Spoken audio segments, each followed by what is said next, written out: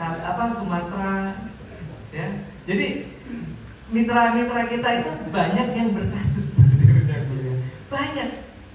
Reseller kita yang melarikan uang mitranya itu nggak 1-2 orang. Bahkan kadang ada orang yang istiqomah ikut SLC pun masih sempet-sempetnya bawa uang mitra. Ada nggak? Ada, buktinya tadi ada yang laporan. Saya sambil makan ada yang laporan. Padahal saya tahu bahwasanya yang dilaporkan itu istiqomah SLC minggu keempat, bukan di sini ya, minggu kedua ya, minggu keempat. Tapi bisa jadi di SLC minggu kedua juga ada. Ya. Jadi memang karena kita berinteraksi, bersilaturahmi dengan banyak sekali orang yang kita sentuh secara langsung saja, ya, di Bandung, di SLC itu kita sentuh secara langsung, itu saja masih banyak yang bandel gitu kan, nggak sesuai dengan kode etik. Bayangkan hadirin yang mulia, di Gorontalo, ya, di Sumatera Barat, di Aceh, di Indonesia Timur, itu ada mitra kita nggak? Ada. Kira-kira menjalankan bisnis ini sesuai dengan kode etik nggak? Sebagian besar menjalankan sesuai kode etik, tapi ada yang menganggap bahwasanya bisnis ini adalah bisnis investasi dan lain sebagainya. Jadi orang-orang disuruh investasi. Jadi kan itu salah kan? Karena bisnis kita ini adalah bisnis perdagangan, tijarah, jual beli. Ya, jadi akadnya adalah akad jual beli. Jadi kita punya produk banyak, produk-produk yang bermanfaat itu semuanya akad jual beli. Nah, jadi banyak sekali mitra-mitra kita yang berurusan dengan pihak yang berwajib, akhirnya harus mengundang direksi PT BES. Kebayang nggak kalau saya setiap minggu harus kemana? Oh banyak banget, hampir setiap minggu ada panggilan dari yang mulia. Jadi bayangkan kalau kita tidak menjalankan bisnis ini dengan training seperti SLC ini. Alhamdulillah sekarang SLC di mana-mana, ya. Mulai dari Riau, Sumatera Barat, Jambi, terus Lampung, Bandung, Kalimantan, Jogja ya. Nanti Jogja juga sudah mulai bulan depan, Malang, minggu depan juga di Makassar ada lagi SLC. Jadi di mana-mana alhamdulillah ada SLC. Takbir!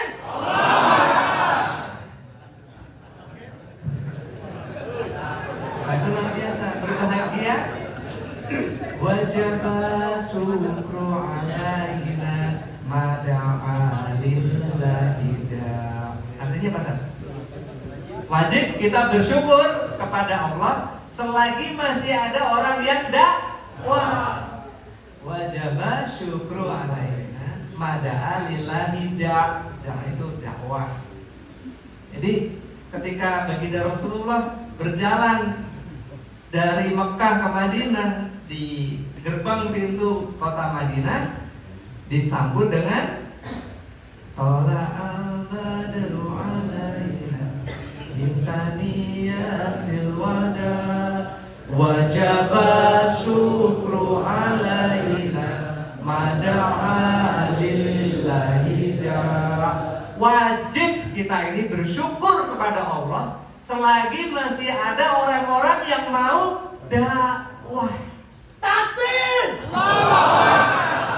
Itu orang yang sangat bersyukur sekali. Ya, banyak SLC di mana-mana orang pada berdakwah. Mudah-mudahan luxury-nya bulan November.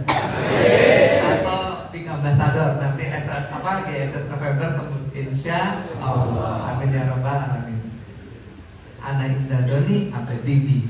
Ya, percaya. Allah mengikuti prasangka hamba-Nya. Jadi luar biasa hadirin yang mulia. Meskipun kita ini sudah mengajarkan akhlakul karimah, mengajarkan kebaikan, mencegah kemungkaran di program SLC ini, ya, tapi ternyata di mana-mana ya. Tapi nggak semuanya memang bisa tersentuh. Yang tersentuh aja bisa menjalankan bisnis ini dengan cara yang kurang berkah, apalagi yang tidak tersentuh. Wah, jadi luar biasa. Jadi ini memang satu bentuk pertanggungjawaban juga kita di perusahaan ini. Kita ini harus bikin SLC di mana supaya orang-orang yang sudah buka pintu teras surga. Jadi bukan belum pintu surga ya. Jadi program kita ini baru buka pintu teras surga.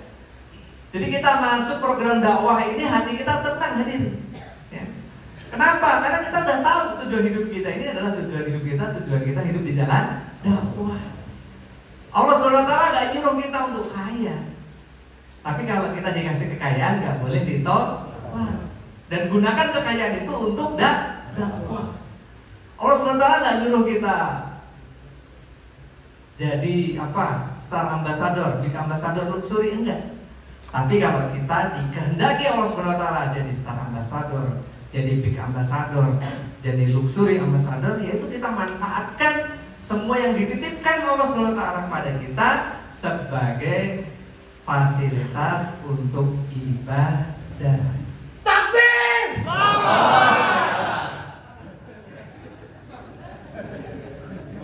Ambilin tas saya dong. Saya kasih aja. Ya, dia dimuliakan Allah SWT. Jadi tadi sampai mana tadi?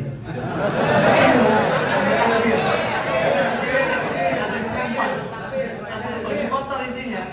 Yang tas yang isinya duit. Ya, jadi alhamdulillah kita berada di bulan miladnya baginda Rasulullah SAW. Dan juga tadi yang takbir berdiri.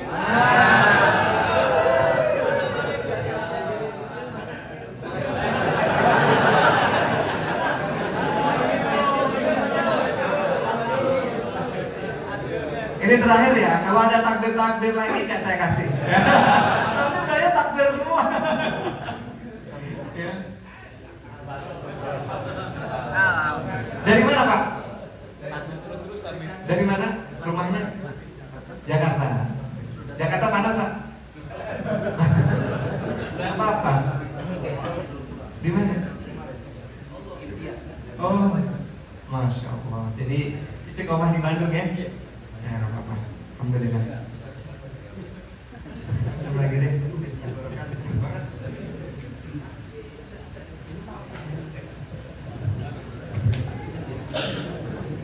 Hadirin dimuliakan Allah SWT, kita bersyukur kepada Allah SWT. Di bulan miladnya baginda Rasulullah SAW ini kita dikumpulkan ya di masjid yang mulia ini. Dikumpulkan bersama saudara-saudara kita yang siapa tahu ya amal ibadah kita nggak ada yang diterima Allah SWT satupun, tapi asbab kita ikram ya, kita pernah melayani, pernah ngambilin nampannya saudara kita untuk dimakan oleh saudara kita. Sempat kita siapkan tempat untuk beliau istirahat, atau kita bantu apapun selama program SLC ini. Kemudian beliau mengingat nama dan wajah kita, kemudian beliau ditakdirkan Allah SWT menjadi penghuni surganya Allah. Kemudian ingat sama kita, sehingga kita yang tadinya mau dicemplungkan Allah SWT ke neraka, ditarik tangan kita, diangkat, dimasukkan ke surga oleh saudara kita itu. Oleh karena itu dimuliakan Allah SWT, kita ini bersyukur bertemu, dipertemukan Allah dengan saudara-saudara kita yang sama-sama memiliki tujuan yang sama, berdakwah di jalan Allah, mengamalkan sunnah baginda Rasulullah SAW, berjuang bersama, memerangi riba, judi, trading dan lain sebagainya. Karena saat ini itulah yang menjadi musuh masyarakat saat ini, hadirin yang mulia. Ya. Nah, nanti kita bahas masalah teknis, masalah terkini. Nah, sekarang kita bahas dulu kenapa kita harus berbahagia, ya. Berbahagia di bulan ini. Karena di bulan ini terlahir seorang sosok yang sangat luar biasa, yang Allah mencintai dan kita mencintai beliau. Dan kita rindukan hadirin yang mulia untuk kita bisa berziarah ke makam baginda Nabi besar Muhammad SAW. Mudah-mudahan kita semua bisa umroh bersama dan haji bersama, insya Allah ya. Insya Allah nanti bulan Februari kita ada umroh akbar. Mudah-mudahan jamaah SLC kali ini tanggal 29 Rabiul Awal ini semuanya dipanggil.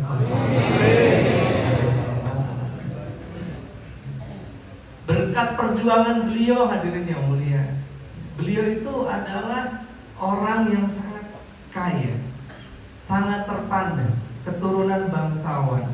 Di usia beliau 25 tahun, beliau menikah dengan Sayyidatina Khadijah. Orang kaya, orang yang sangat kaya, pengusaha. Dan ketika menikah, baginda Rasulullah SAW memberikan mahar berapa ekor unta? 100 ekor unta. Katakanlah satu ekor unta itu harganya 50 sampai lebih dari 100 juta atau bahkan lebih, ya, tergantung beratnya seperti apa. Sekarang aja ada sapi-sapi yang harganya sudah nembus di angka 150 juta satu ekor yang besar-besar. Katakanlah anggap aja harganya 100 juta satu ekor unta. Kali 100 berapa hadirin? 10 miliar.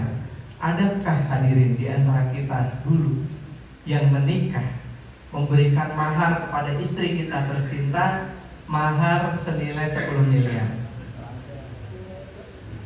Ada? Ada.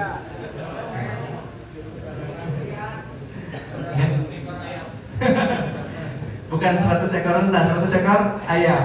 Alhamdulillah. 100 ekor itu baru untanya saja, belum seserahan yang lain.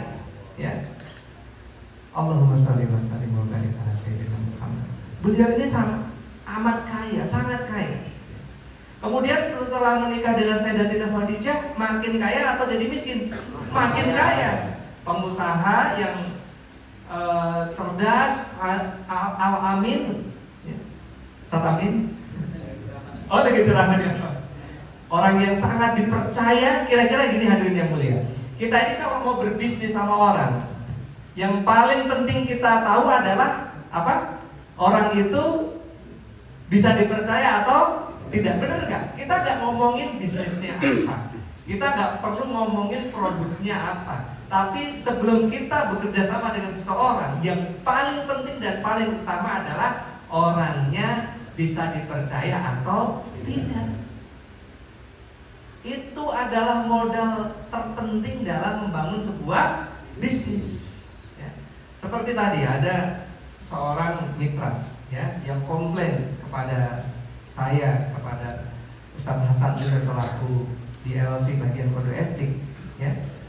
Beliau ini sudah percaya dengan mentornya, tapi ketika mentornya tidak amanah, langsung hilang kepercayaan. Yang tadinya beliau sudah mau closing lagi, akhirnya meminta dengan sangat untuk berhenti, nggak mau lagi bersama mentor yang itu. Rugi nggak hadirin? Rugi. Coba bayangkan kalau seseorang sudah dapat kepercayaan, itu luar biasa. Orang-orang itu sudah nggak mikir lagi, ya, closing, priority dan lain sebagainya. Atau kalau kita ngomong bisnis konvensional, mungkin dipercaya dengan proyek yang nilainya triliunan dan lain sebagainya. Kuncinya apa? Dipercaya. Sedangkan baginda Rasulullah SAW ini mendapatkan gelar Al-Amin, orang yang paling mulia di kota Mekah, orang yang paling dipercaya. Bahkan ada 4 kabilah, 4 suku, ya, 4 suku yang paling besar di kota Mekah, ya. Pemimpin dari 4 suku ini memilih siapa sebagai wakil, sebagai orang yang dipercaya? Siapa, ya? Baginda Rasulullah SAW untuk mengembalikan batu Hajar Aswad. Sampai mereka mau perang, mau bunuh-bunuhan, rebutan ngembaliin Hajar Aswad. Akhirnya gak jadi. Mereka musyawarah. Kita minta orang yang paling dipercaya, yaitu Muhammad. Kan belum jadi nabi ya, Muhammad. Orang yang paling dipercaya, mendapat gelar Al-Amin. Bayangin hadirin, dipercaya, sudah kira-kira bisnisnya akan lancar nggak? Makin besar lagi, luar biasa. Tapi ketika beliau di usia 40 tahun, ini saya juga gak kerasa, ini tinggal menghitung bulan nih. 40 tahun beliau mendapatkan wahyu. Iqra bismi rabbikal ladzi khalaq, khalaqal insana min 'alaq.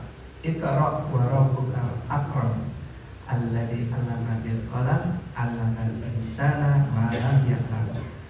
Surat apa? Al-Alaq ayat 1 sampai 5. Beliau mendapatkan wahyu pertama dan diangkat menjadi seorang nabi. Ya, baru jadi seorang nabi.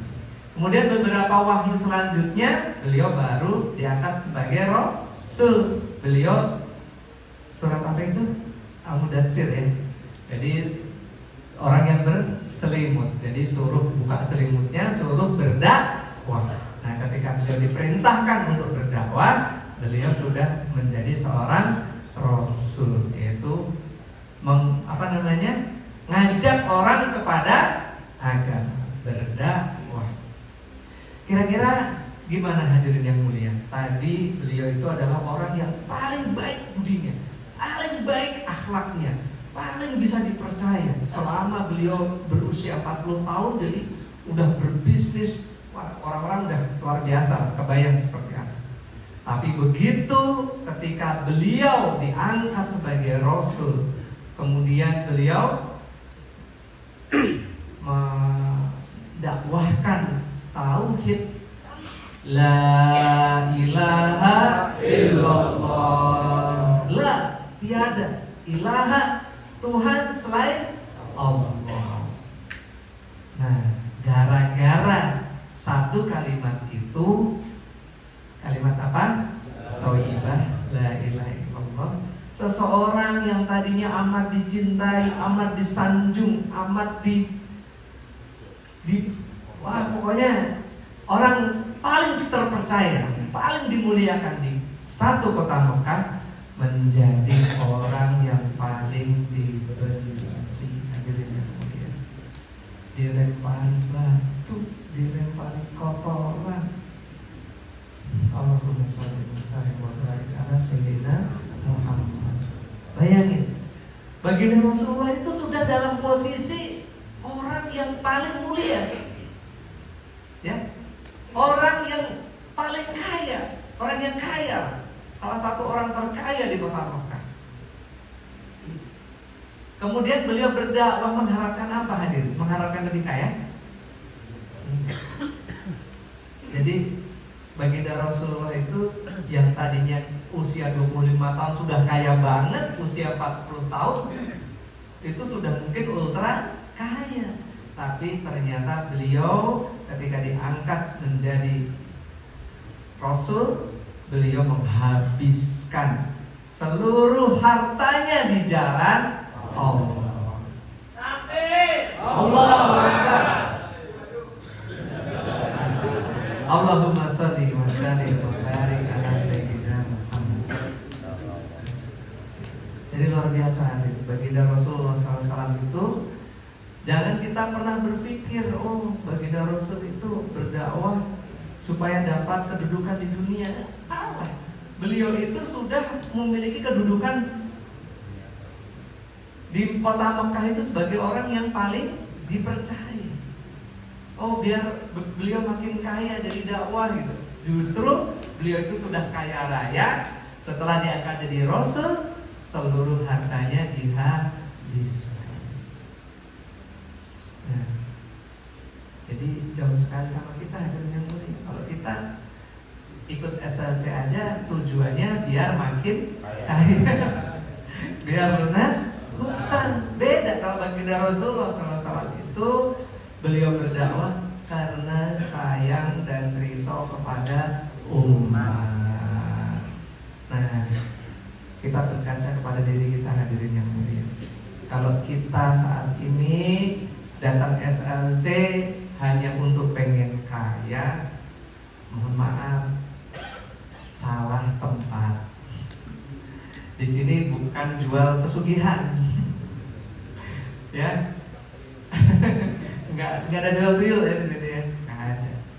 Kita di sini nggak ngasih pesugihan, tapi di sini hadirin yang mulia, kalau kita datang di program SLC ini, kemudian hati kita, di dalam hati kita ini tumbuh empati, tumbuh rasa risau, tumbuh rasa sayang, perhatian kepada orang lain.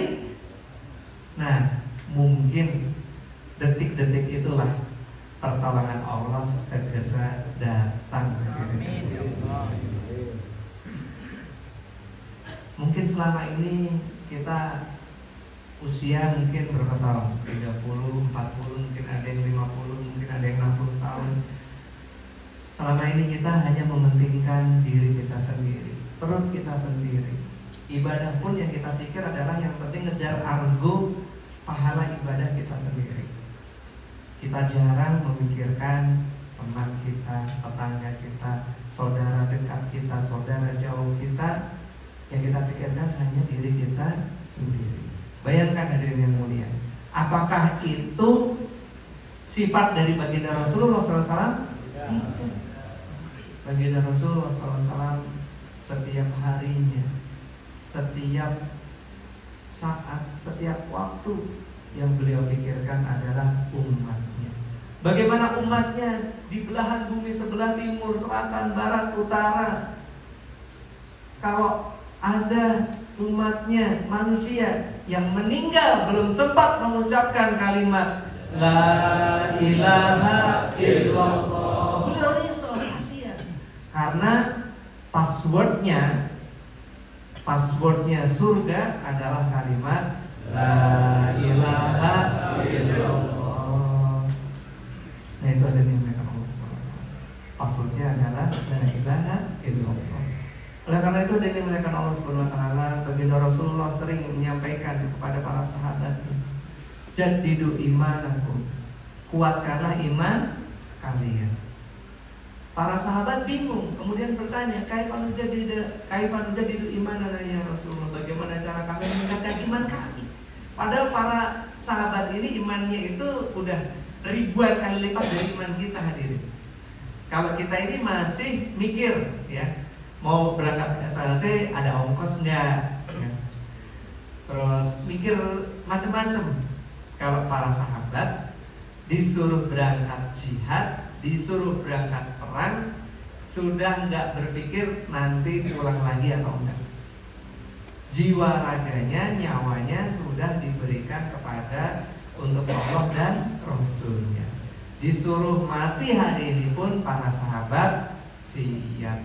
Berarti itu derajat iman yang sudah gimana, hadirin? Udah pol banget, udah nggak ada, udah luar biasa. Tapi masih disuruh memperbarui, meningkatkan, memperkuat iman. Makanya para sahabat bingung, kaifa nujaddidu imanana ya Rasulullah. Kemudian baginda Rasul menjawab, aktsiru min qauli la ilaha illallah. Banyaklah kalian mengucapkan, menyampaikan kalimat la ilaha illallah. Disuruh dakwah, hadirin. Nah, ini hadirin yang berkenan Allah SWT. Saya merasakan betul, ya, before after ada program SLC di dalam hidup saya. Sebelum ada program SLC itu sebelum tahun 2017, dan setelah program SLC itu kehidupan saya setelah tahun 2007. Sebelum tahun 2017 ini saya itu sudah jadi pengusaha yang cukup sukses, ya. Sudah terkenal, sudah punya duit banyak, kenal dengan banyak kiai, dengan ustadz, sering anterin dakwah ustadz kiai kondang di Indonesia. Banyak sekali yang dulu saya sering banget nganterin kemana-mana, ya. Tapi kalau boleh jujur hadirin dimuliakan Allah Subhanahu wa taala, dengan kekayaan saya yang dulu, rekeningnya Aldo sampai ratusan miliar, dekat dengan kiai-kiai ulama-ulama seperti itu, hati saya belum menemukan ketenangan. Gelisah terus, ya gelisah aja, karena belum menemukan jati diri. Kita ini orang hidup itu sebenarnya tujuannya untuk apa itu belum paham. Ya, saya kira ya tujuan dulu itu ya harus jadi orang yang kaya dan sukses gitu, untuk bermanfaat untuk banyak orang. Ya benar juga sih gitu ya, tapi nggak tenang aja. Tapi setelah tahun 2017 hadirin yang mulia, setelah kenal dengan program dakwah SLC ini, Masya Allah, Alhamdulillah, hati itu selalu tenang, nggak pernah ada rasa gelisah gitu. Ya mungkin kalau hadirin yang mulia melihat saya, apalagi orang-orang terdekat, pasti selalu lihat Pak Feb itu senyum. Kira-kira kalau orang senyum itu banyak masalah atau bahagia? Jadi hadirin yang mulia ini yang saya lihat masih jarang senyumnya, masih pada cemberut mukanya ini, mungkin belum diberikan hidayah oleh Allah SWT. Kalaupun banyak hutang, kalaupun masih banyak cicilan, tapi kalau hati ini sudah dilegakan, sudah dibukakan, sudah dijembarkan oleh Allah Subhanahu wa taala, gak mungkin bibir ini gak senyum, gak mungkin. Karena kita tahu dunia ini cuma 1,5 jam. Terus ngapain kita sedih? Orang sebentar lagi juga utang itu kita tinggalin semua, ya.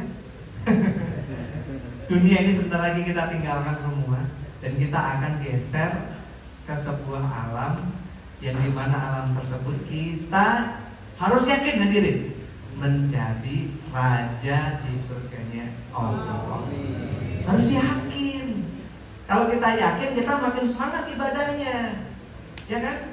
Makin semangat ibadahnya. Kita harus yakin bahwasanya nanti kita ini akan menjadi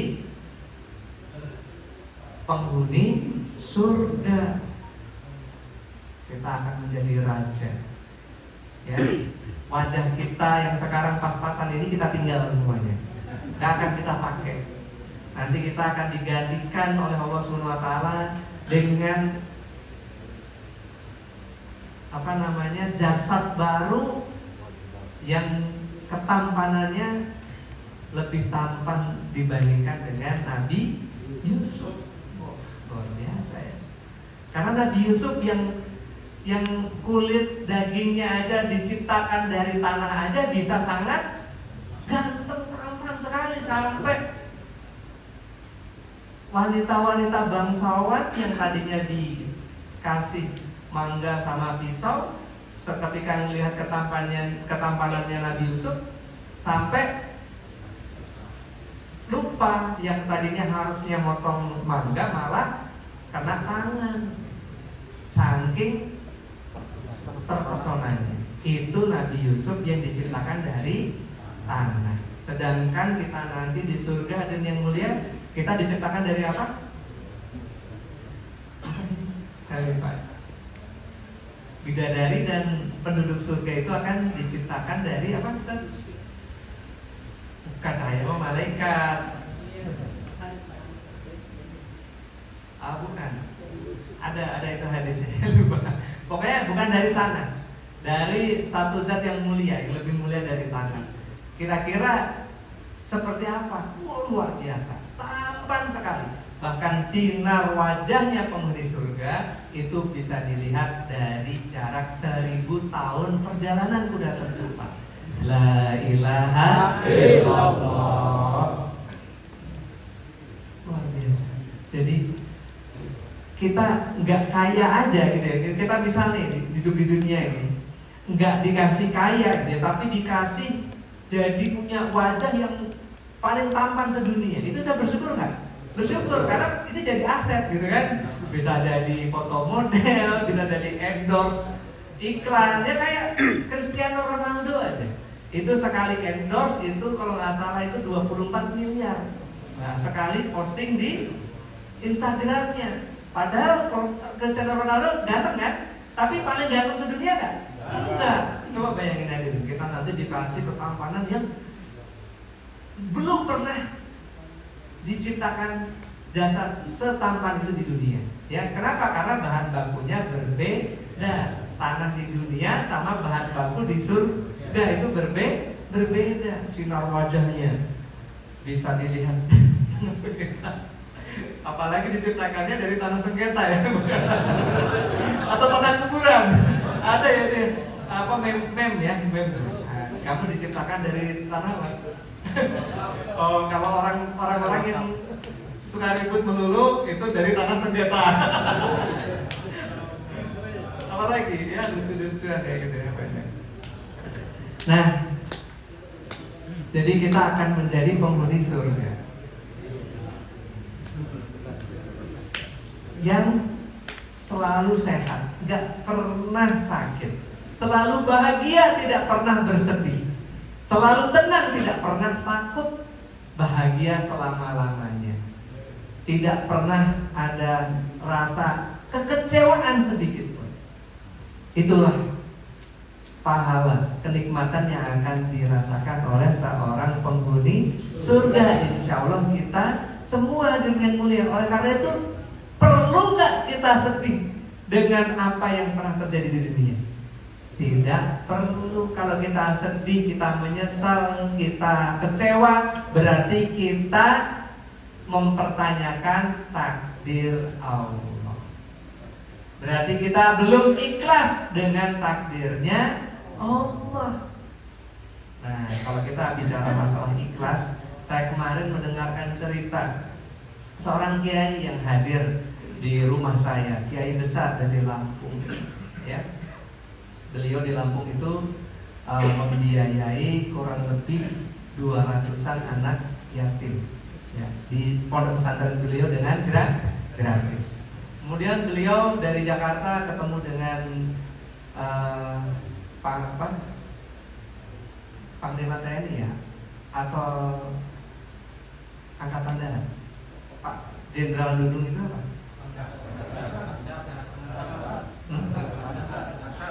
Kasat ya. Kasat itu berarti orang nomor 1 di TNI Angkatan Darat ya. Nah, beliau setelah dari Jakarta ngirim fotonya, oh ya bener, ketemu sama Pak Dudung. Mas, saya langsung ke Bandung ya. Ke Bandung. Tadinya ke Bandung mau nemuin saya sama Kapolda Jabar. Ternyata Pak Kapolda Jabarnya sedang dinas keluar kota, jadi nggak bisa. Akhirnya ke rumah saya aja, terus ngobrol-ngobrol. Beliau menceritakan sebuah kisah yang sangat luar biasa yang sampai detik ini membekas di hati saya. Ya, beliau menceritakan ada donatur ya di pondok pesantren beliau, almarhum. Jadi beliau itu pondok pesantrennya mewah sekali. Masjidnya aja kayak masjid Nabawi. Alhamdulillah beliau mengikhlaskan bulan depan pondok pesantren beliau untuk digunakan SLC Lampung. Ya, alhamdulillah. Besar sekali. Masjidnya itu mewah sekali, seperti masjid, desainnya seperti masjid Nabawi. Masjidnya habiskan dana lebih dari 10 miliar. Masjidnya. Kata beliau bukan pakai duit beliau. Beliau gak punya duit, tapi beliau banyak teman orang yang berduit katanya. Nah, beliau menceritakan salah satunya. Nah, beliau adalah seorang tukang pijit, seorang emak-emak, ibu-ibu tukang pijit keliling, tukang urut. Ada tukang urut di sini? Saya mau diurut dong. Pegel banget hari ini. Apa Masya Allah? Bercanda. Bercanda. Nah,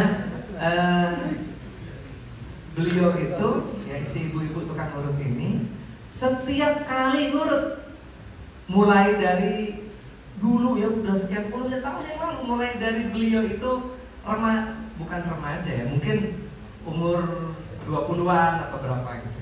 Beliau itu sudah mijit, sudah jadi pekerjaan beliau.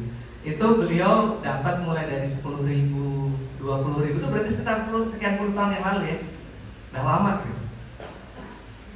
Setiap kali beliau dapat rezeki, setiap kali beliau dapat rezeki, 50% dibawa pulang, 50% disedekahkan.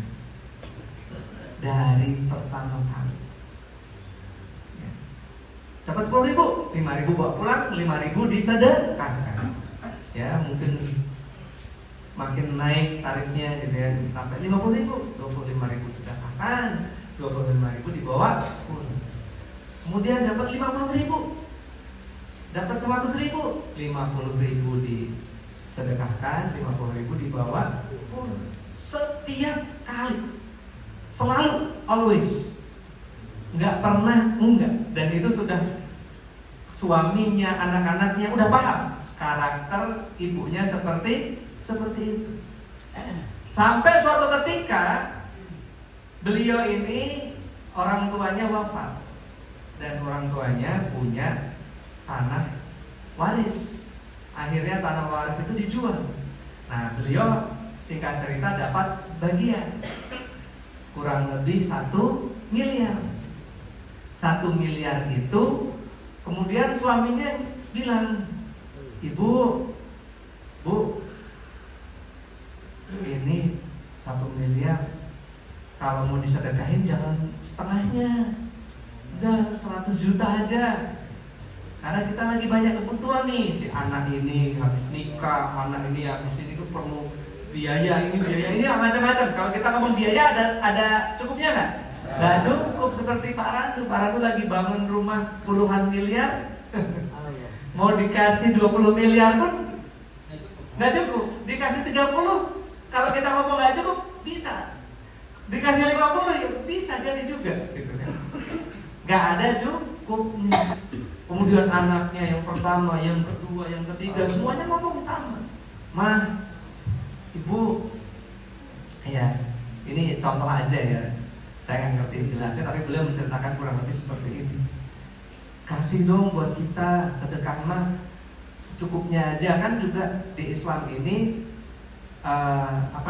zakat itu 2,5%, nggak nyampe 50%.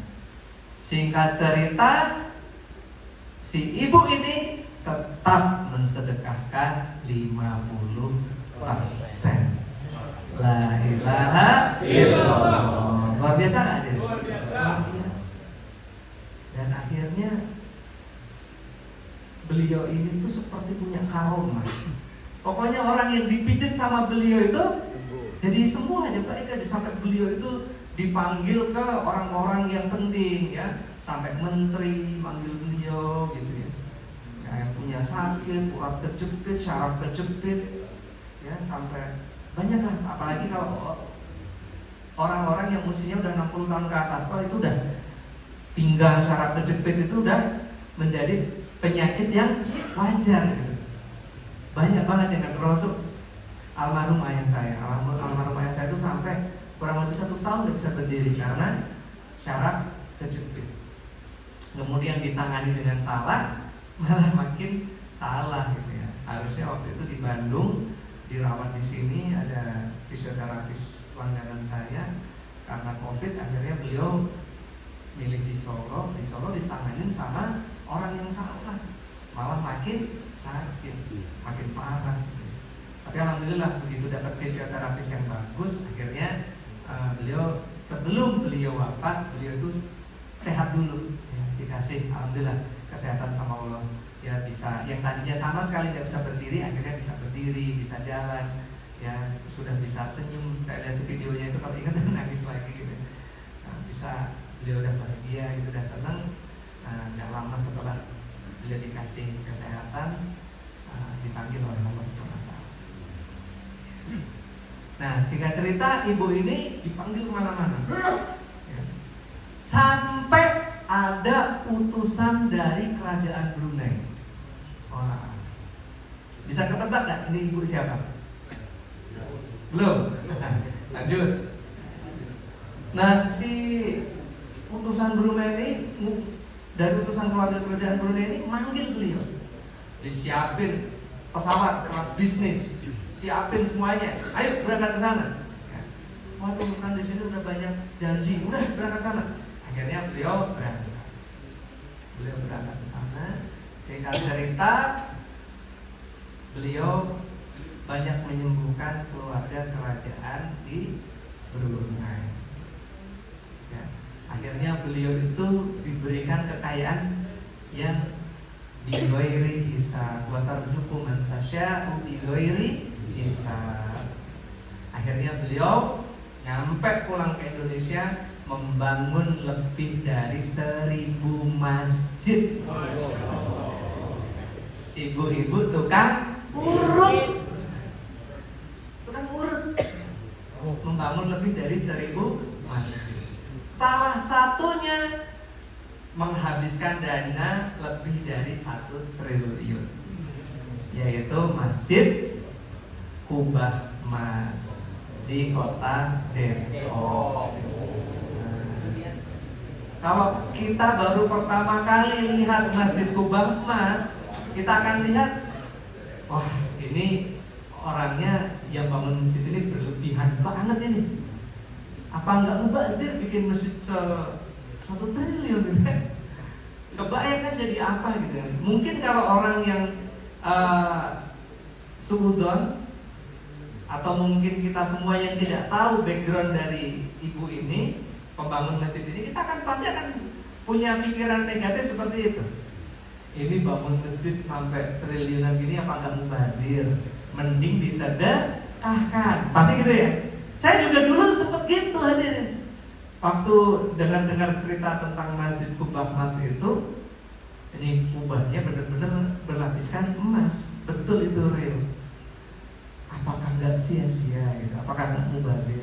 Ternyata setelah dengar kisahnya, ibu ini itu sebagian besar hartanya itu sudah disedekahkan.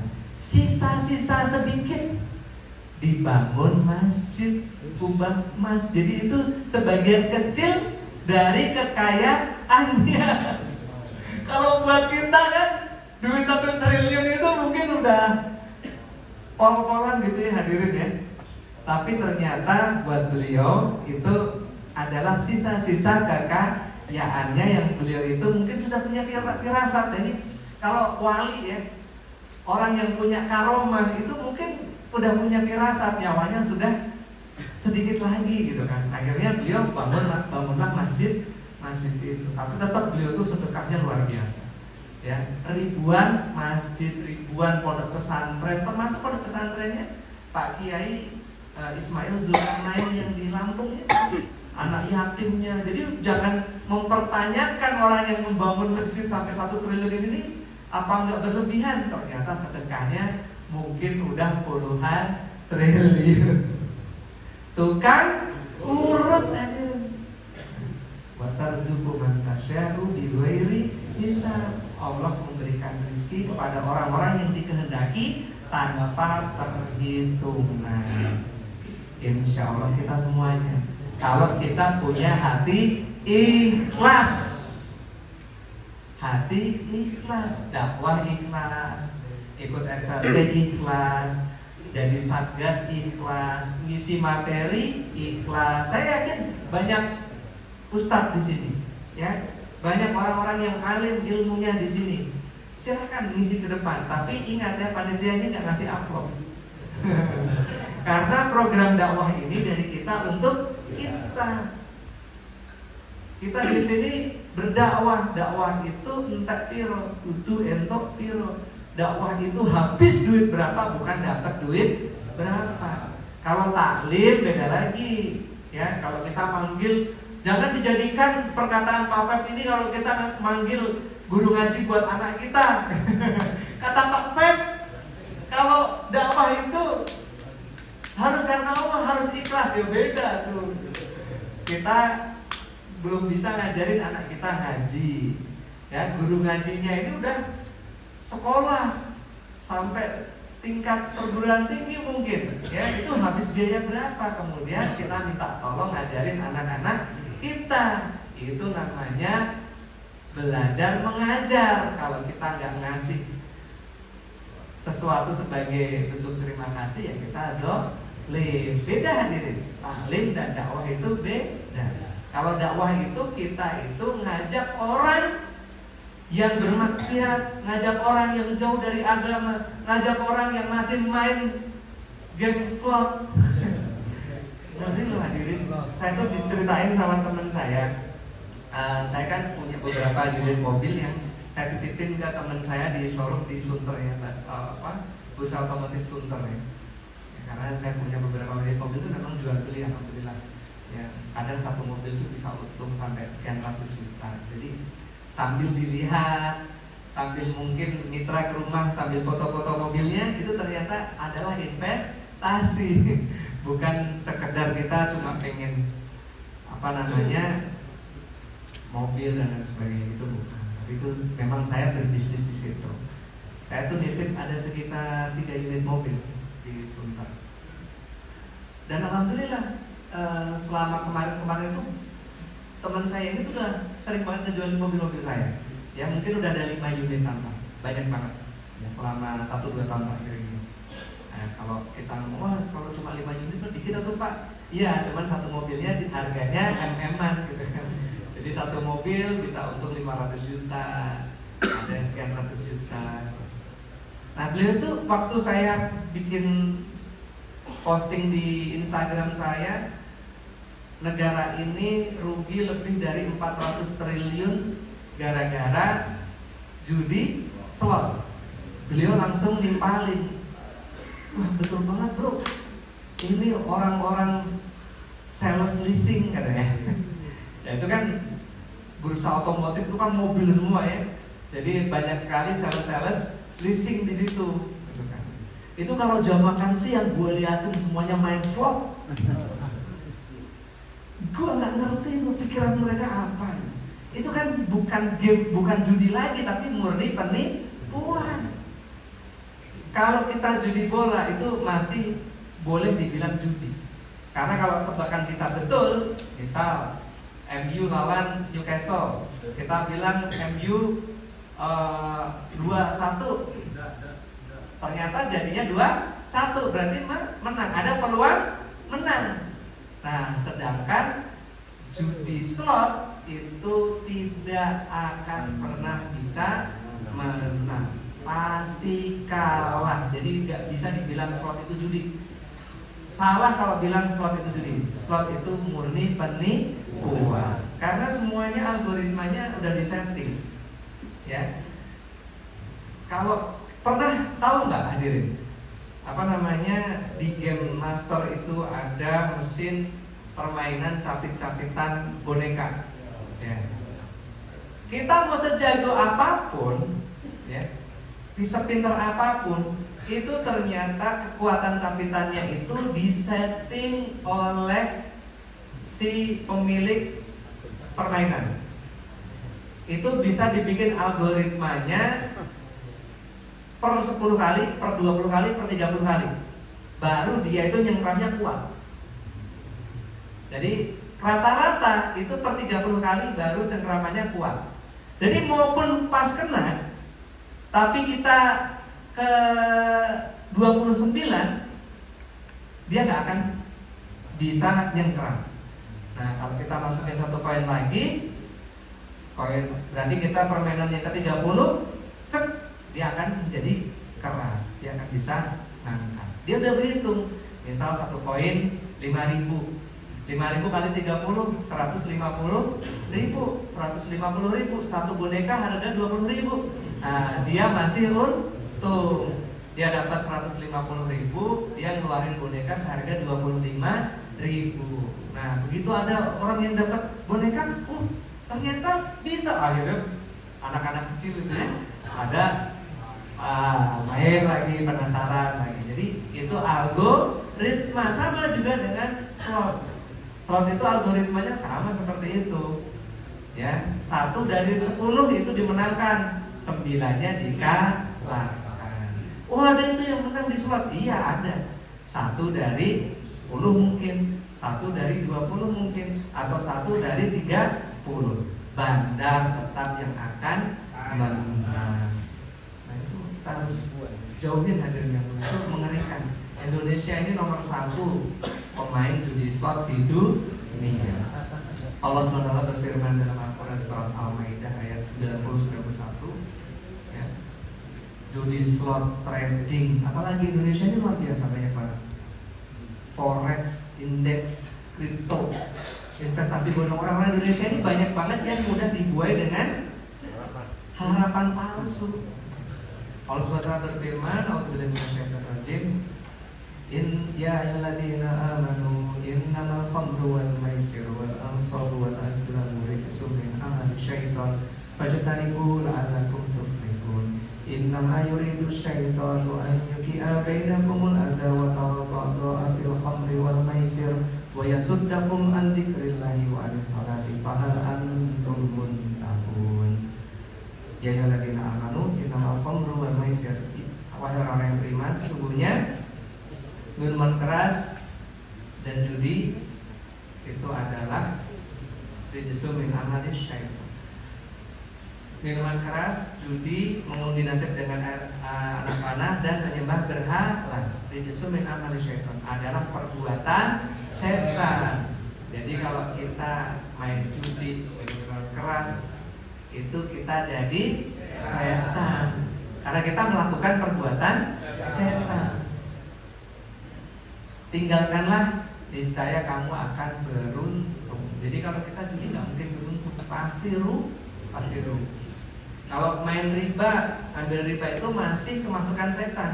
Kalau main judi, kita sudah jadi setan. Seperti yang Ustaz baca tadi kan, alladzina ya'kuluna riba la yaqumuna illa kama yaqumul ladzi yatakhabbathu syaitanu minal mas. Orang-orang yang makan riba tidak bisa berdiri melainkan sepertinya orang yang kemasukan setan. Riba ini orang kemasukan setan, masih bisa diruqyah itu, ya.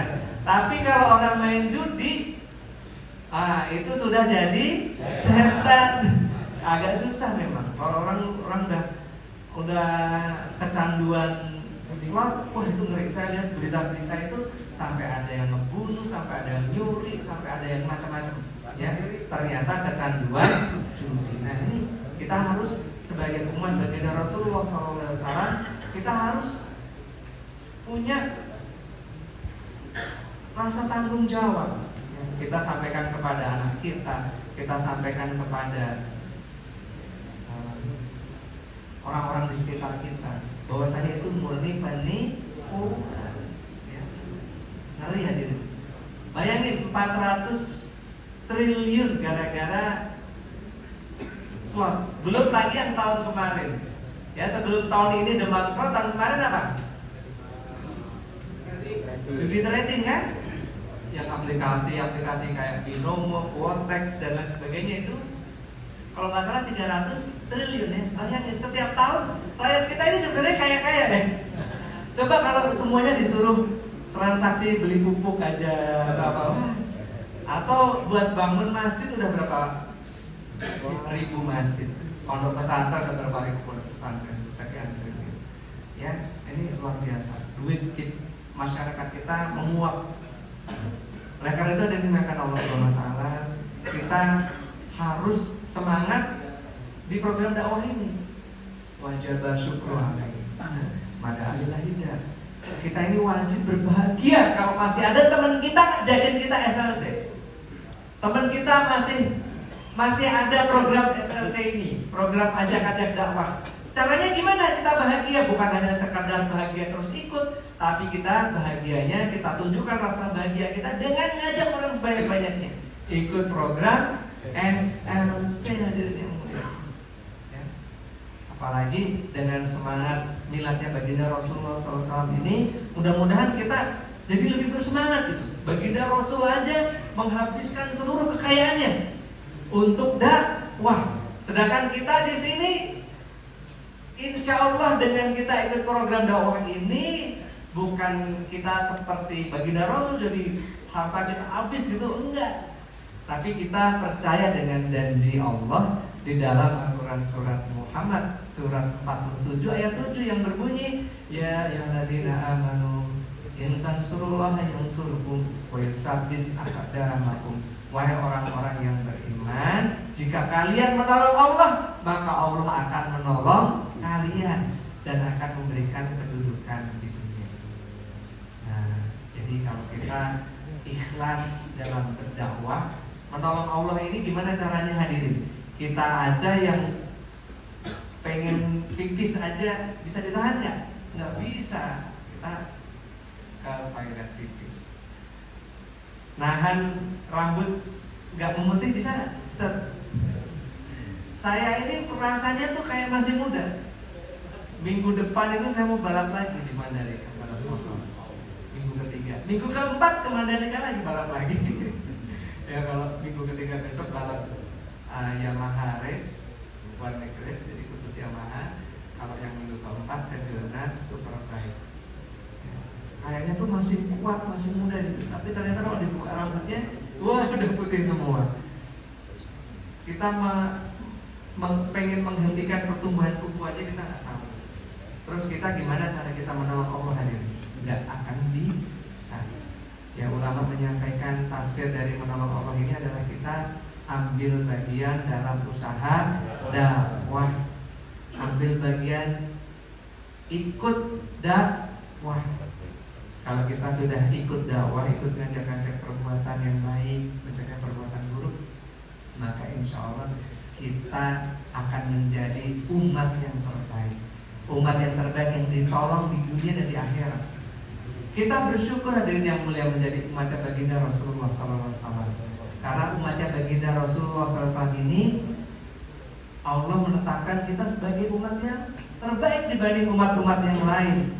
Kenapa hadirin? Karena kalau umat-umat yang lain, nabi-nabi yang lain, itu yang diwajibkan berdakwah hanya nabi dan rasulnya.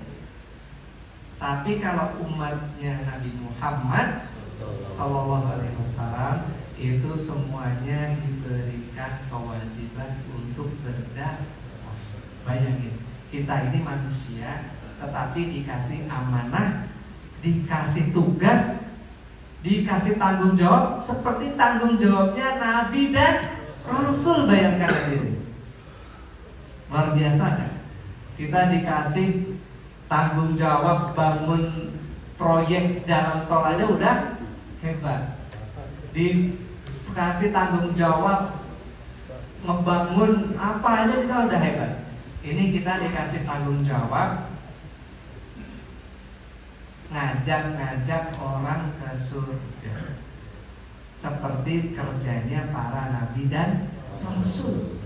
Nah, ini berarti bukan kita menjadi nabi dan rasul, bukan, tapi kita melanjutkan estafet kerja kenabian. Luar biasa. Oleh karena itu hadirin yang dimuliakan Allah Subhanahu wa taala, yang luar biasanya umat baginda Rasul ini, nanti tidak boleh ada umat nabi yang lain masuk surga sebelum seluruh umatnya baginda Rasulullah SAW ini masuk surga duluan. Seperti di dalam Al-Quran surat Ali Imran ayat 110, kuntum khaira ummatin ukhrijat linnas ta'muruna bil ma'ruf wa tanhauna 'anil munkar wa tu'minuna billah. Kalian ini adalah umat yang terbaik. Kita ini insya Allah adalah umat yang terbaik. Itu kata Allah. Syaratnya bukan semua umat baginda Rasul itu adalah umat yang terbaik. Umat baginda Rasul itu bisa menjadi umat yang terbaik. Syaratnya ukhrijat linnas. Kalau udah kaya tetap harus mau keluar menemui manusia. Dikeluarkan untuk manusia. Maksudnya adalah kita itu harus mau. Ya, kadang-kadang orang yang mohon maaf ya udah selevel saya sebagai owner sebuah perusahaan besar, kadang-kadang sulit banget ditemuin. Nah ini justru malah pengen ketemu kita ngajak-ngajak. Nah ini saya pengen ngasih hadiah juga nih kepada jamaah yang milad di bulan September. Angkat tangan. September dong, ini kan Oktober. Bulan Oktober, bulan ini. Ya. 1, 2, 3, 4, 5, 6, 7, 8, 9, 10, 11, 12, 13, 14, 15, 16. 18, 19, 20. Nah, nanti hari Ahad saya punya hadiah. Ya. Nanti yang milad di bulan Oktober ini, insya Allah ada hadiahnya. Nanti akan disampaikan oleh panitia ya. Nanti sambil nunjukin KTP. Ya. Dan ikut program sampai hari Ahad. Ya. Nanti insya Allah ada baju gamis, peci, sajadah, terus parfum, sama yang perokok berat nanti akan kita kasih device vape supaya bisa berhenti merokok. Bisa tinggal dari Ahad ya. Jadi syaratnya harus ikut sampai selesai. Selamat milad Bapak-bapak sekalian, mudah-mudahan usianya berkah dan di usia yang sekarang ini diberikan keberkahan oleh Allah SWT dan lebih cinta dan Indonesia.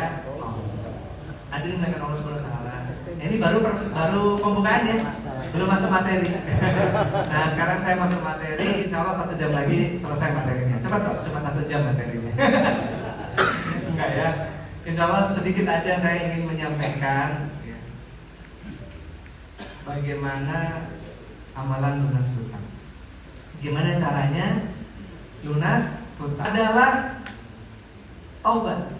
Kita harus yakin, kita harus sadar bahwasanya riba itu adalah dosa besar. Syaratnya itu dulu. Jangan menganggap bahwasannya biasa lah, semua orang motornya leasing, mobilnya leasing, rumahnya leasing, bahkan TV-nya pun leasing, mesin cucinya leasing, bajunya pun juga leasing. Ya, karena saking mudahnya luar biasa ya, dengan aplikasi bisa beli di aplikasi marketplace itu. Semuanya itu bisa dengan pay later. Pay later, bayar nanti. Semuanya mudah. Jadi dari ujung kuku sampai ujung kepala semuanya riba. Alhamdulillah ini. Nah, kita harus sadar bahwasanya riba itu adalah wa halallahu bai'a wa harramar riba. Allah telah menghalalkan jual beli dan mengharamkan riba. Faman ja'ahu mau'izatun min rabbih fantaha falahu ma salaf wa amruhu ila Allah. Faman ada faulaika ashabun nar hum fiha khalidun yamhaqullahu riba wa yurbis shadaqat. Nah, artinya barang siapa yang mendapatkan peringatan dari Tuhannya, mendapatkan peringatan dari Allah dan menyadari bahwasanya riba itu adalah haram dan dosa besar, kemudian dia berhenti, maka niscaya dia diampuni. Nah, ini jadi penyejuk hati buat kita nih. Kalau kita sadar, kita yakin bahwasanya riba itu haram, kemudian kita minta ampun kepada Allah, maka insya Allah kita diampuni. Wa amruhu ilallah, dan semuanya dikembalikan urusannya kepada Allah. Dalam artian kalau misal kita nanti dikasih kemudahan lunas semuanya, yang tadinya sudah menjadi milik kita itu akan tetap menjadi milik kita. Misalnya motor, mobil, rumah yang tadinya semuanya leasing, tahu-tahu dilunaskan oleh Allah SWT, itu jadi milik kita. Waman ada faulaika ashabuna. Tapi barang siapa mengulangi lagi riba lagi, faulaika ashabuna, maka mereka akan menjadi penghuni neraka. Hum fiha khalidun, dan dia akan menjadi kekal, menjadi penduduk neraka yang kekal di dalamnya. Yang hakullahu riba wa yurbis shadaqat. Allah akan melenyapkan semua harta riba dan menyuburkan sedekah.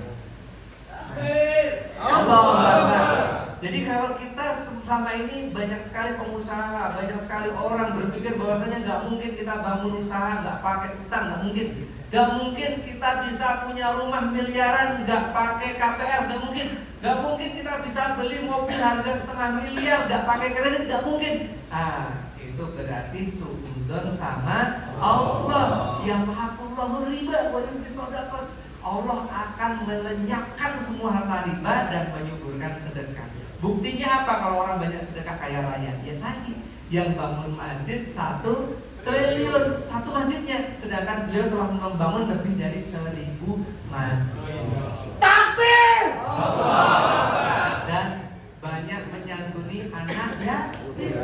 Udah nggak terhitung jumlahnya, nggak terhitung jumlahnya, hadirin yang mulia.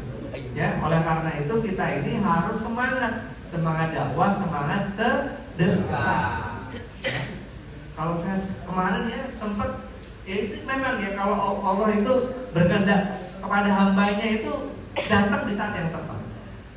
Saya bulan lalu itu pengeluaran untuk anak yatim saya membengkak. Kenapa membengkak? Karena naik ke kelas. Jadi hampir 500 juta itu sebulan. Kenapa? Karena ada biaya naik kelas, ada yang masuk baru, pokoknya biaya kenaikan tahun itu membengkak. Daftar ulang ya, istilahnya ya, daftar ulang. Yang tadinya cuma sekitar 300-an juta, jadi langsung di WA sama Mas Aldi kan, rekap Excelnya. Pak Feb, mohon maaf, ini ada tambahan sekian puluh santri baru. Yang bulan sebelumnya, yang tahun sebelumnya itu santri saya itu 178, sekarang sudah sekitar 230-an. Jadi nambahnya banyak kan? Banyak. Terus ini ada biaya daftar ulang santri lama, termasuk uang pembangunan santri baru. Banyak juga, luar biasa. Setengah mil, ya banyak banget. Sempet, namanya manusia ya, was-was setan.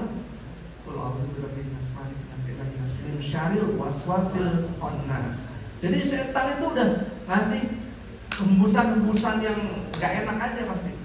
Nah, di saat saya lagi mempertanyakan diri saya sendiri gitu ya. Karena kan sedekah itu ikhlas gak ikhlas tetap harus dipaksakan kan.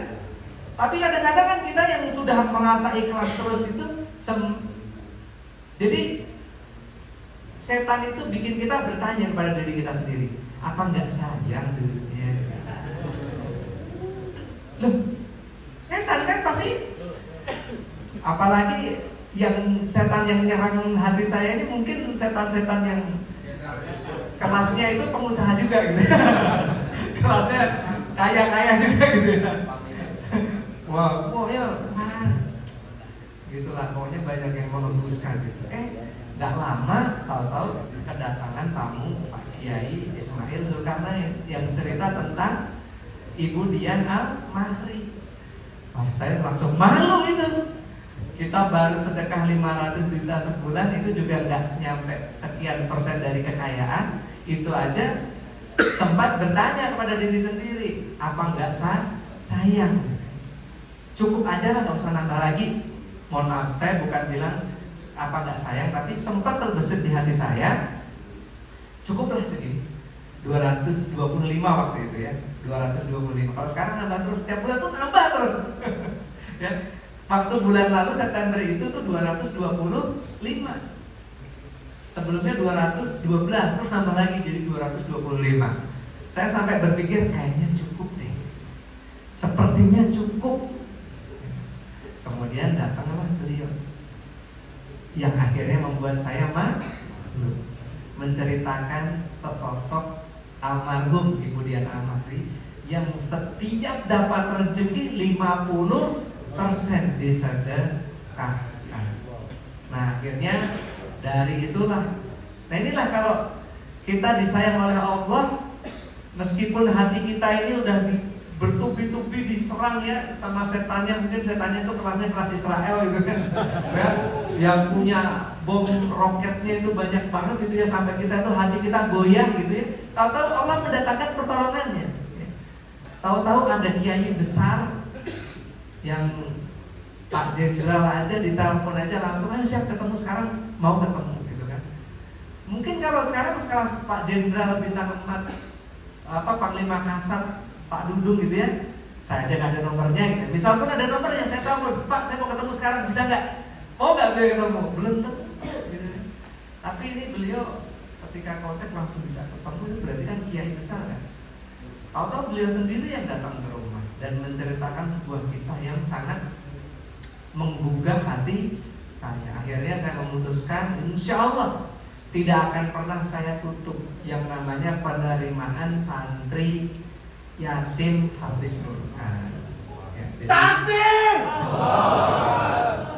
Jadi insya Allah hadirin yang mulia, kalau hadirin yang mulia ini punya kenalan di sekitar hadirin yang mulia anak yatim yang siap menjadi santri tahfiz Quran, langsung hubungi panitia atau hubungi para mentor. Ya, mentor Big Ambassador, Luxury Ambassador ini bisa nanti anak tersebut diantar ke kantor untuk didaftarkan, langsung diterima. Syaratnya cuma satu, yatim. Dan tidak ada syarat apapun. Nanti 100% akan kita biayai, mulai biaya pondoknya, biaya pendaftaran, biaya bangunan, seragam, makan, laundry, uang saku, dan nanti kalau lulus 30 juz, insya Allah kami berikan umroh gratis. Itu berlaku untuk semua santri ya. Alhamdulillah sekarang udah sekitar 230-an ya. Kenapa? Ya karena nambah terus hadirin yang mulia. Alhamdulillah. Jadi nggak akan pernah ditutup. Sempet itu bulan September kemarin itu saya di gojok-gojokin sama setan ya. Udah segitu aja cukup gitu. Jangan nambah lagi gitu. Nah, akhirnya Allah mengutus Pak Kiai datang ke rumah saya. Nah, itu yang pertama hadirin. Apa kita tahu? Kita harus yakin bahwasanya yang namanya yang hakullahu riba, Allah itu sangat membenci riba dan akan menyekat riba.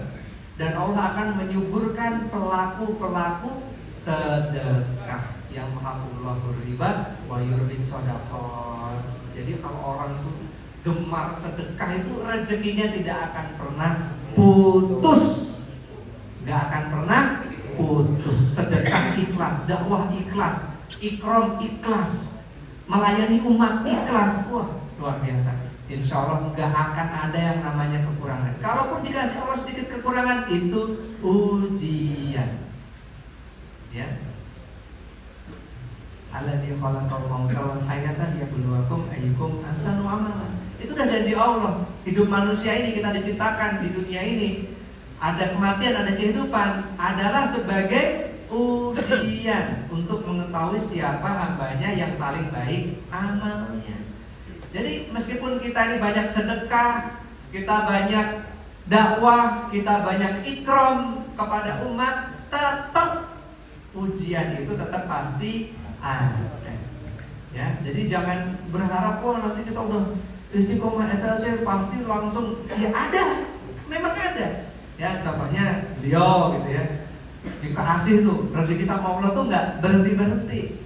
Tapi ada juga beberapa dari kita yang istiqomah ikut SLC, tapi ya segitu-segitu aja. Mungkin Allah tahu kalau level-level kita yang rezekinya masih dikasih setengah-setengah sama Allah, kalau dikasih rezeki berlebihan, mungkin nggak datang SLC lagi. Gitu. Jadi dikasih Allah segitu-segitu aja. Gitu. Nah, silakan bertanya kepada diri Anda sendiri. Ya karena banyak mentor-mentor kita yang dikasih luxury, setelah dapat luxury nggak datang SLC lagi. Banyak ya? Banyak. Nah, mungkin kita bertanya kepada diri kita sendiri. Mungkin Allah tuh sayang banget sama kita. Tahu kalau kita dapat Big Ambassador dan luxury malah nggak datang SLC lagi. Karena tujuan SLC-nya adalah untuk sampai dapat luxury. Ayo gimana hadirin? Nah, salah niat. Nah, oleh karena itu kita perbaiki dulu niat kita. Datang SLC ini untuk apa? Untuk dakwah, untuk ngajak orang sebanyak-banyaknya ke jalan Allah. Nah, maka insya Allah nanti kalau memang kita ini sudah lurus, sudah betul niatnya, sudah ikhlas, maka insya Allah kita akan ditolong oleh Allah Subhanahu Wa Taala dengan di watarzuqu man tasya'u bi ghairi hisab. Nah, ya, siap yang perbaiki dulu niatnya. Ya. Jadi yang pertama taubat, yang kedua itu dakwah. Nah, dakwah ini kita luruskan niatnya. Kita ikutan program SLC ini, dakwah SLC ini niat lurus karena Allah, karena cinta baginda Rasul. Bukan cuma pengen dapat luxury. Insya Allah. Kemudian yang selanjutnya apa? Ibadah. Nah, kita perbanyak ibadah, kita perbanyak yang mulai istighosah, baca Al-Quran sebanyak-banyaknya. Nah, siapa yang gemar baca Al-Quran? Masya Allah, sedikit ya. Ada sekian ratus orang. Nah, kita perbaiki, kita baca Al-Quran sebanyak-banyaknya. Karena makin kita baca Al-Quran itu seperti kita itu berdialog dengan Allah, hadirin yang mulia. Bayangkan, yang menciptakan alam semesta ini ngajak kita ngobrol. Kita diajak ngobrol sama presiden aja, seneng nggak? Ya, seneng ya. Presiden yang sekarang atau presiden yang 2024? Ya, semua presiden lah pasti seneng ya. Apalagi diajak ngobrol dan dikasih omset pupuk triliunan. Seneng kan? Apalagi kita diajak ngobrol, komunikasi sama yang akan memberikan kita surga. Seneng nggak hadirin? Kira-kira akan ditunda-tunda nggak? Nggak, bener? Nah, berarti mulai besok 1 hari 1 juz. Nah, yang siap angkat tangan? Nah, nggak apa-apa, siap dulu aja. Entah dilaksanakan atau enggak. Ya. Insya Allah yang angkat tangan ini segera ditolong oleh Allah. Kenapa? Karena mendekatkan diri sama Allahnya luar biasa. Baca Al-Quran. Saya dulu pas waktu masih punya utang 20 miliar, sehari 3 juz hadirin. Dari tahun 2014 sampai 2017, sehari 3 juz. Jadi per 10 hari itu hatam. Ya, itu waktu punya utang 20 miliar. Setelah lunas, makin banyak ngajinya atau makin berkurang? Dia jangan kenceng-kenceng ya. Tapi yang penting istiqomah dakwah. Ya. Baca Al-Qurannya juga harus istiqomah. Meskipun berkurang tapi tetap harus istiqomah. Kalau di mobil yang didengarin murotal atau dangdut? Murotal. Ya, yang dengerin murotal. Insya Allah. Kemudian taubat, dakwah, ibadah, sedekah. Yang keempat sedekah. Yang kelima, kita amalkan Al-Quran Ali Imran ayat 26-27. A'udzubillahi minasyaitonir rajim. Bismillahirrahmanirrahim.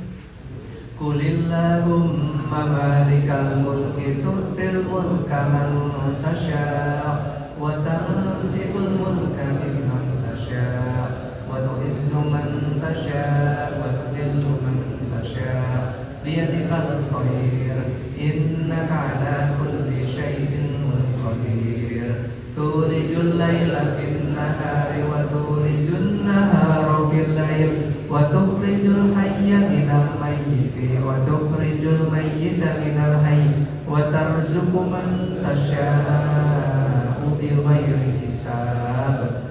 Ali Imran 26-27. Baginda Rasulullah SAW bersabda, jikalau kita punya hutang sebanyak emas seberat gunung Uhud, maka Allah akan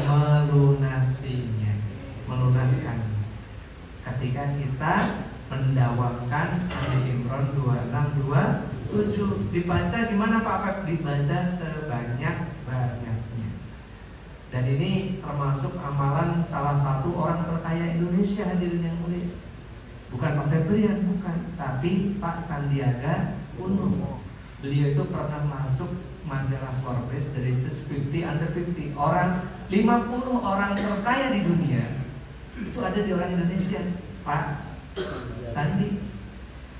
Under 50, di bawah usia 50 tahun, yang kekayaannya itu sekian puluh triliun. Saya pernah mendengar di video beliau menyampaikan amalan beliau baca Ali Imran 26-27. Wow, itu tahun 2017 saya lihat video itu, kalau saya makin semangat. Wah, Pak Sandi Uno aja amalannya baca ini. Tapi luar biasanya saya cari lagi nggak ketemu. Mau saya download, mau saya share itu mana ya? Tapi saya masih ingat banget tuh, di tahun 2017 itu saya pernah melihat di video di YouTube, beliau itu bacain Qulillahumma malikal mulki. Nanti coba saya lagi ketemu nanti akan saya share. Ya. Dan itu bikin saya semangat. Saya mulai mengamalkan itu sekitar bulan Agustus 2017 dengan kondisi hutang 20 miliar. November 2017, Agustus, September, Oktober, November, 4 bulan 20 miliar lunas. La ilaha illallah. Itu pengalaman saya ya. Mudah-mudahan Anda punya pengalaman yang lebih dahsyat ya. Gak perlu 4 bulan, 4 hari lunas. Terus setiap hari. Berapa banyak Pak Fred? Ribuan kali. Sebanyak-banyaknya, secapek-capeknya bibir, sampai muncul kesan di dalam hati kita bahwa yang bisa melunaskan hutang kita itu bukan karena kerja keras kita, bukan karena kecerdasan kepintaran kita, tapi yang bisa membantu kita lunas hutang hanyalah Allah. Takbir! Allah. Karena ibadah di agama kita itu adalah ibadah hati, hadirin. Ya, ibadah hati. Kita boleh sholat, tapi ketika kita sholat kita riya, sholat kita tidak diterima. Kita boleh sedekah sampai bermiliar-miliar, tapi ketika sedekah kita itu tidak ikhlas dan kita riya itu dalam artian kita itu hanya bersedekah, beribadah hanya ketika dilihat orang. Kalau enggak, maka itu juga tidak diterima. Oleh karena itu dimakan Allah SWT. Mudah-mudahan kita semuanya ini ibadah semuanya pakai hati. Karena itu yang diminta oleh Allah. Insya Allah. Kemudian apa lagi hadirin? Nah, kalau kita punya satu hajat, biasanya itu ada apa? Kalau orang jahat punya hajat, dia ngambil tumbal. Kalau orang Islam kita punya hajat, kita kurban.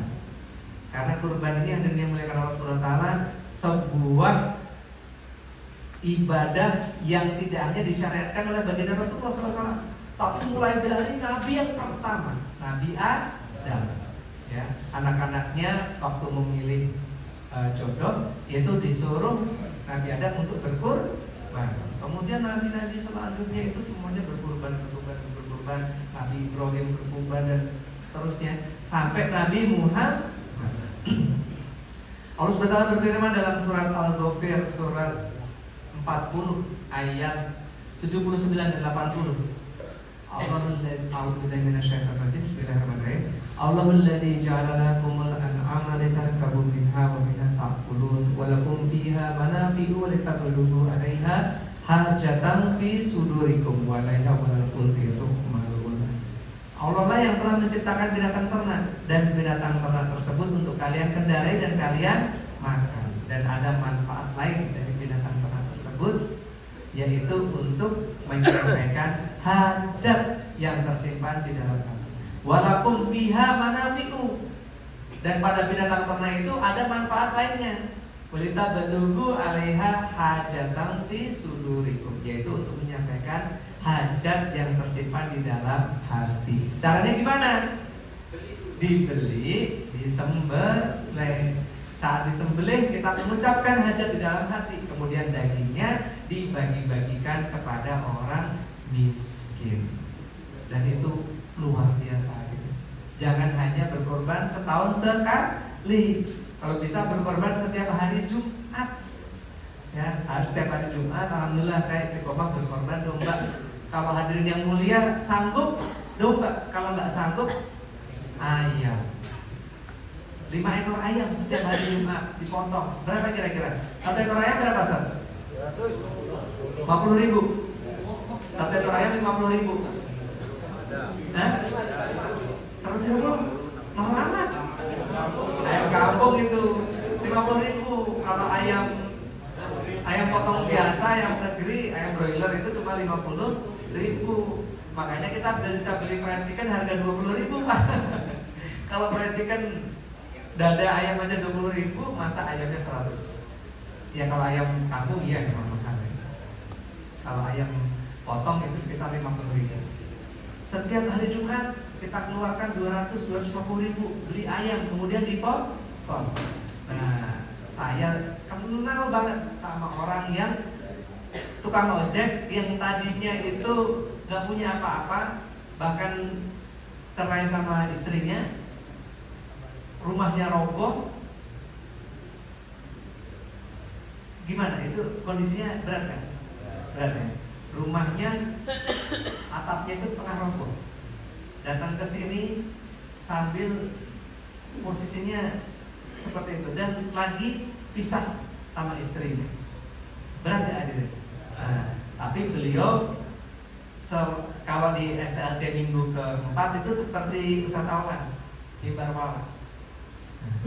Beliau Ustaz Zainal, tukang ojek. Bulan ini tembus Big Ambassador, Star Ambassador, dan Luxury. Hat-trick. Luxury, Big Ambassador sama Star Ambassador dalam waktu 1 bulan. Beliau istiqomah setiap hari Jumat itu nyembelih ayam 5 ekor setiap hari Jumat. Kemudian dibagi-bagikan. Dimasak dulu baru dibagi-bagikan. Kenapa dimasak dulu? Karena beliau itu pernah jadi tukang jual mie ayam. Jadi dia memang suka masak. Jadi dipotong, dimasak, terus dibagi-bagikan. Alhamdulillah bulan ini tanggal 20 berapa ya? Itu akan berangkat umroh pakai Mapanaya sekeluarga. Kemarin baru beli rumah 1,3 miliar di Tangerang. Terus berangkat umroh bertujuh, sekeluarga diajak semua.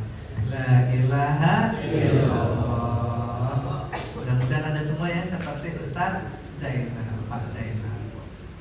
Mudah-mudahan kita semuanya bisa seperti Pak Randu, Pak Selamat Asmadi, dan semuanya menjadi contoh kita semuanya. Dan saya sendiri pun hadirin yang mulia, motong kambing pertama kali itu 2018 bulan Maret. Pertama kali setelah dapat amalan ini, ya saya disampaikan sama Maulana Nasir. Beliau menyampaikan ada temennya itu punya 2 kapal tanker. Keluarganya bangkrut tapi masih punya 2 kapal tanker. Udah dijual hampir 1 tahun nggak laku-laku. Biaya perawatannya mahal nggak? Mahal banget. Kita ngerawat rumah aja sebulan itu mungkin berapa juta ya, buat orang ngebersihin, listrik dan lain sebagainya. Ini kapal tanker 2 di laut, biaya mortgage-nya, biaya parkirnya, biaya sandarnya, wah itu berat banget. Dan beliau sudah hampir setahun ngejual nggak laku. Kemudian ngobrol sama Ustaz Nasir, terus dikasih ayat ini. Akhirnya dia nyembelih 2 ekor sapi. Kurang lebih 1 minggu ketemu lagi sama Ustaz Nasir, katanya sudah laku kapalnya. Saya langsung semangat. Benar Ustaz, betul. Akhirnya dalilnya apa? Disampaikan dalilnya ini.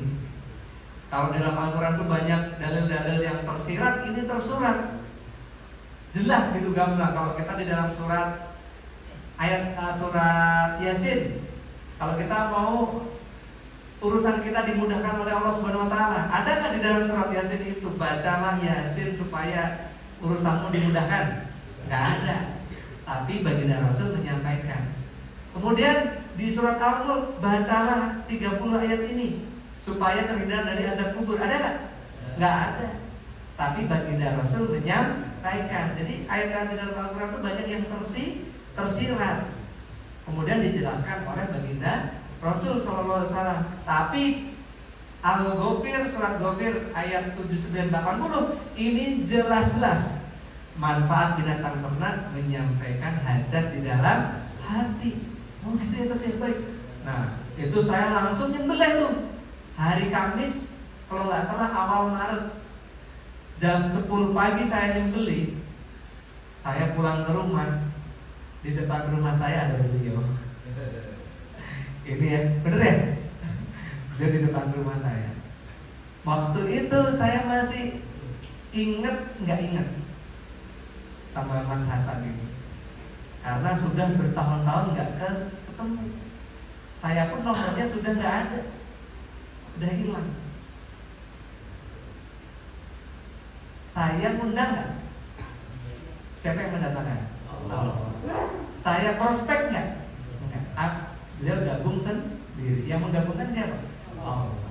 Beliau datang langsung ngobrol sebentar saja terus memutuskan untuk menjadi founder di PTS. Dan sekarang beliau termasuk salah satu founder terbesar di PTS yang omsetnya sudah berapa puluh miliar? Udah gak kayak itu? Udah banyak kan? Udah ajarnya berapa? 7 Pak. Luxury-nya 4 luxury. La ilaha illallah. Saya prospek nggak? Enggak. Saya ngundang nggak? Ya siapa yang mendatangkan? Allah.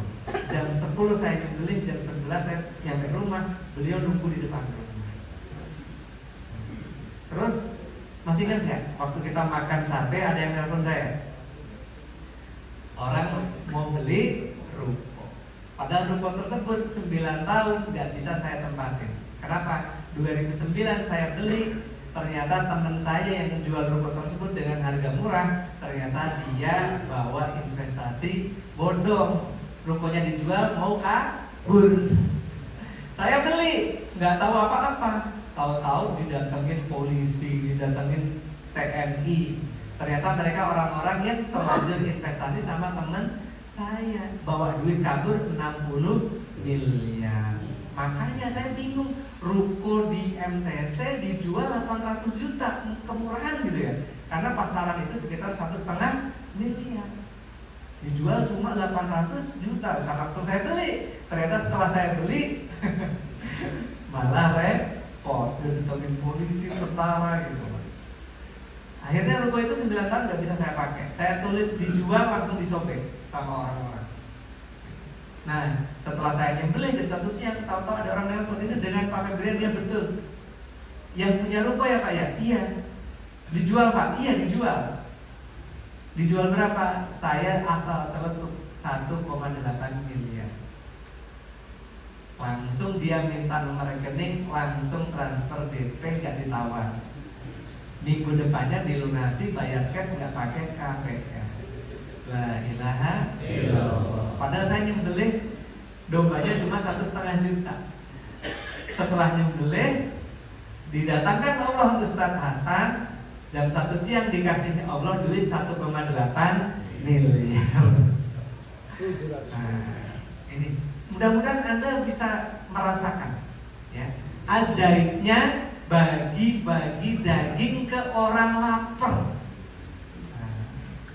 Alhamdulillah saya sekarang per hari itu bagi nasi kotak itu, bagi makan ya, itu lebih dari 300 per hari ya, mudah-mudahan bisa nambah lagi ya.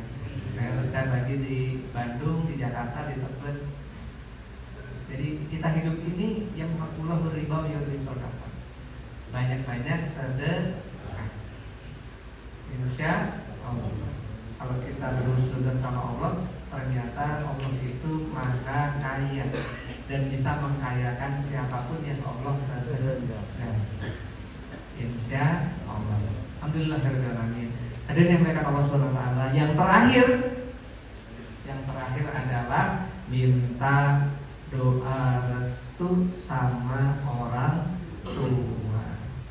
Kadang-kadang kita ini merasa kalau kita ini pintar, tidak perlu doa dari orang tua. Oh, salah. Saya yakin sekali ada yang mulia saya bisa seperti ini, Mas Randu bisa seperti ini. Itu semua adalah doa dari ayah, almarhum ayah dan ibu kami yang setiap hari doa ini. Dan karena itu kalau kita mau sukses di dunia ini, mulia di dunia ini, muliakanlah orang tua. Meskipun orang tua kita gak baik sama kita, itu gak ada urusan, karena perintah Allah tetap kita harus berbuat baik kepada orang tua. Apalagi orang tua kita baik, kita harus jauh lebih baik lagi. Siap? Siap. Siap? Siap. Ngasih hadiah terbaik orang tua? Siap. Jangan cuma minta doa restu doang.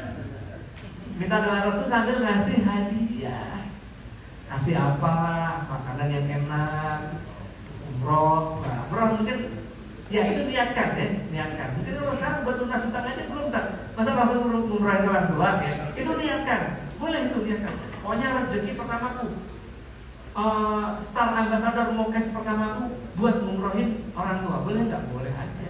Ya kan kita bisa beli mobil yang seharga 100 juta, sisanya 50 juta bisa buat niat yang baik insya Allah akan dimudahkan.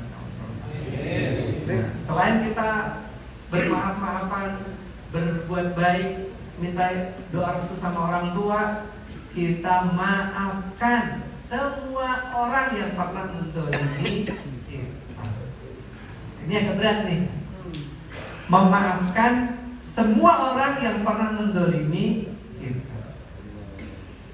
Tujuannya apa? Tujuannya supaya hati kita ini sudah hilang dari dendam. Kita ini gak akan pernah bisa diisi rezeki oleh Allah Subhanahu wa Ta'ala kalau botol ini tuh masih tetap tertutup. Yang tutup ini apa nih? Dendam. Ya.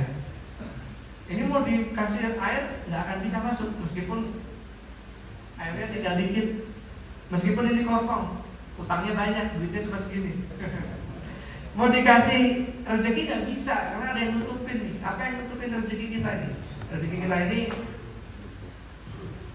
penyakit apa itu namanya? Berandai-andai.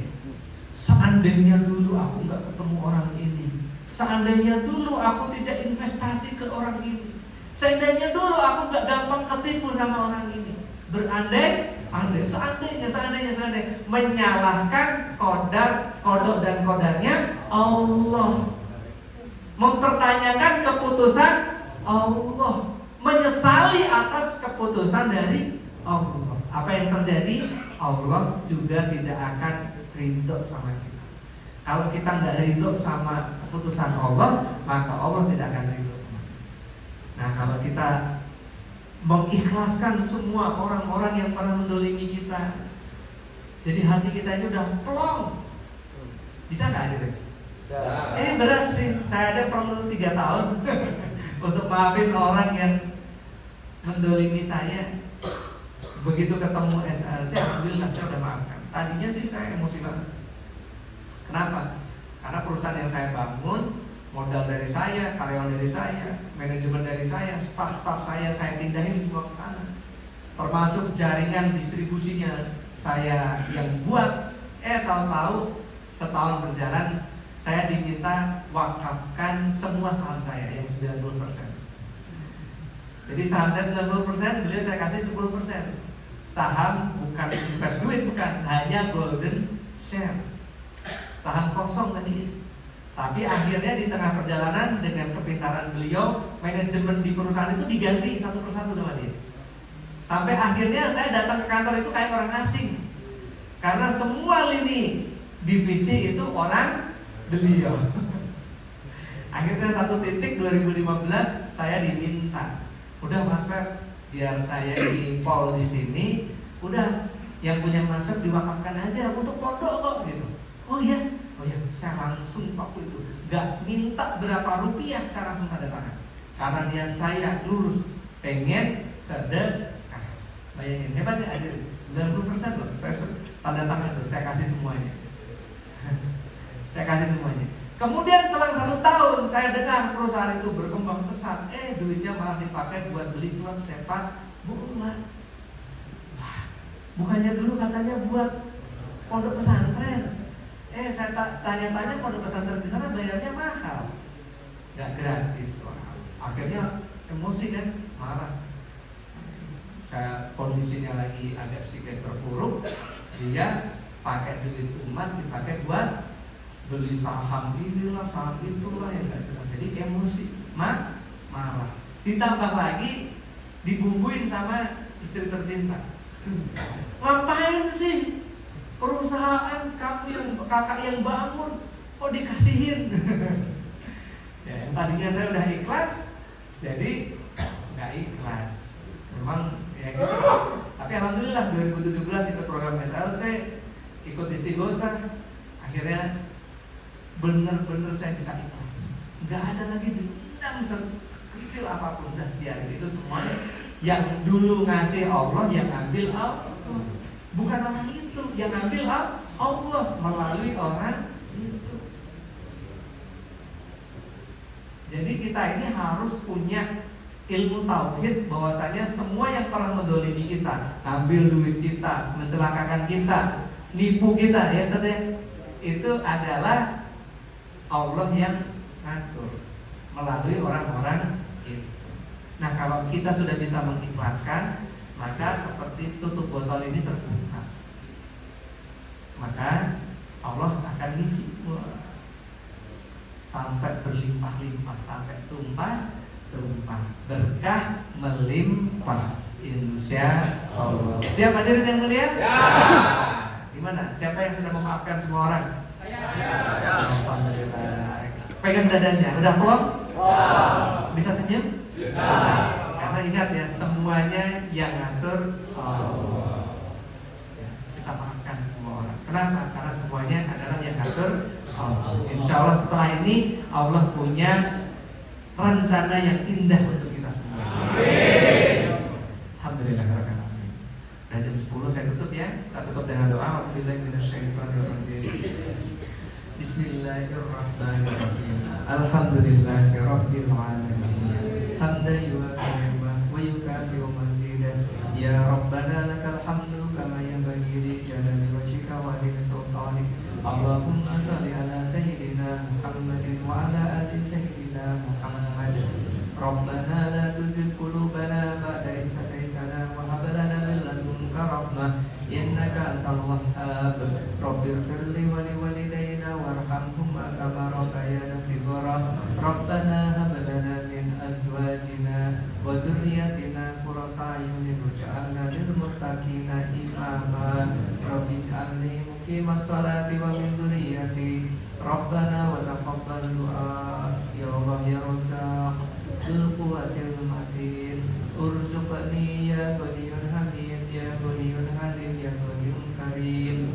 Ya Allah yang Maha Pengasih Maha Penyayang, yang Maha Kaya dan mengkayakan, berikanlah kami rezeki-Mu yang berkah ya Allah, rezeki yang berkah dan limpah ya Allah, sehingga kami bisa memuliakan orang tua kami ya Allah, bisa memuliakan keluarga kami, memuliakan orang-orang fakir miskin di sekitar kami, dan juga kami bisa memuliakan anak-anak yatim ya Allah.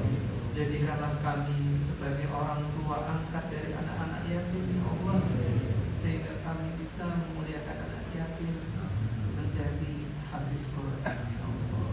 Mudahkanlah kami. Rabbana atina fid dunya hasanah wa fil akhirati hasanah wa qina adzabannar. Subhana rabbika rabbil izzati amma yasifun wa salamun alal mursalin walhamdulillahi rabbil alamin. Al-Fatihah.